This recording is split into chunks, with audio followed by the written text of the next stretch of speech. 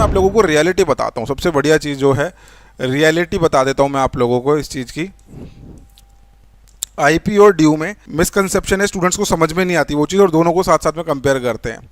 वो क्या है कि ड्यू की फर्स्ट राउंड में ऑलमोस्ट 90% सीट्स फिल हो जाती हैं, समझ गए आप। और आईपी के थर्ड राउंड तक स्टूडेंट हिट एंड ट्रायल मारते रहते हैं, क्योंकि यहाँ पे है प्रोफेशनल कोर्सेज और काउंसलिंग की फीस भी कंपैरिजन में हाई है।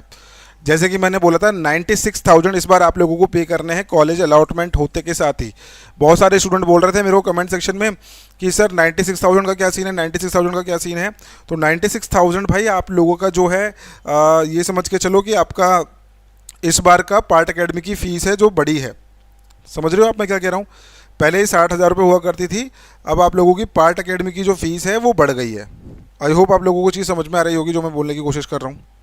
समझ में आया आपको, ठीक है। तो इनकी जो सीट है ऑलमोस्ट फर्स्ट राउंड में फुल हो जाती है और इनकी सीटें चलती रहती है, पास ऑन चलती रहती है। तो यहाँ पे अगर आपको फर्स्ट राउंड में एडमिशन नहीं मिल रहा है तो ये मत सोचना कि सेकंड राउंड में कोई कॉलेज मिल जाएगा, क्योंकि बेसिकली जो फर्स्ट राउंड में सीट जिनको मिलती है वो सभी के सभी 80% लोग एक्सेप्ट कर लेते हैं।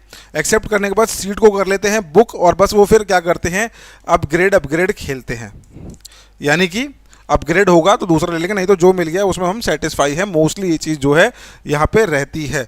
तो इसलिए मैं बोलूँगा कि अगर दोनों का एडमिशन प्रोसेस साथ में भी चल रहा है तो फर्स्ट राउंड में सब कुछ क्लियर हो जाता है, फर्स्ट कट ऑफ में सब कुछ क्लियर हो जाता है, तो उससे ज़्यादा आपको वेट नहीं करना है। चलिए।